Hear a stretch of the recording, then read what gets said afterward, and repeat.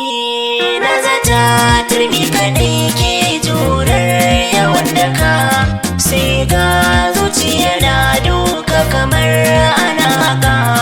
Duk abin ƙasa da kaji ne za su tsatsaka, ciwon zuciya shi ne ke ba shi waraka.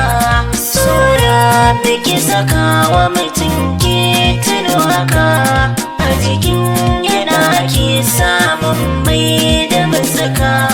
Dutse ido inda ruwa ya babbaka, ƙauna ba ta fita ciwo ne da ke jika.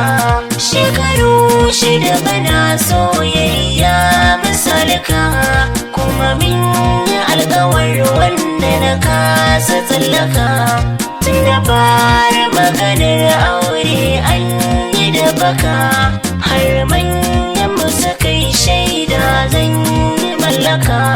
Sharaɗin da ya biyo baya na azashika, na bidar ci gaba ne don ilimin ki ya haɓaka. Sanya abin da zan in kin zo da bukatuka, ban zaton zaki gujin in kika samu ɗaukaka. Tafiya muna gai sannan a sannu mu duka, shekaru suna ta ja lokaci na ta raraka. Duk sa'an ina wasu yi gidaje da filika, sun aure sun aje matayensu cikin daka.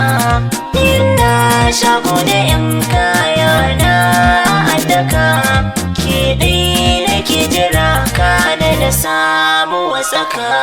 Dufuro makin gama yadda na fara tsarika, daga nan zaki tsaya mi aure mu lulaka.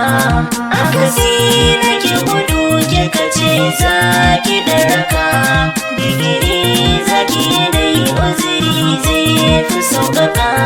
Sai na takura wari tun da na taka zaunaka, na faɗa na haƙura zan aje 'yan silallika.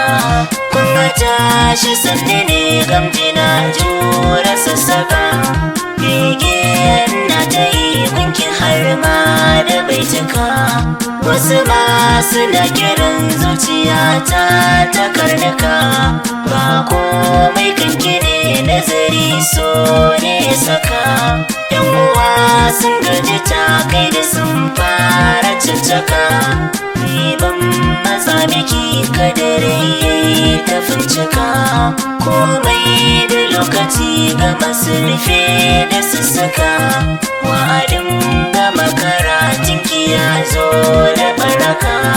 Nisan da kin kaiwa makaranta ya faraka, kin ɗau dukan zaga da ake miki konika.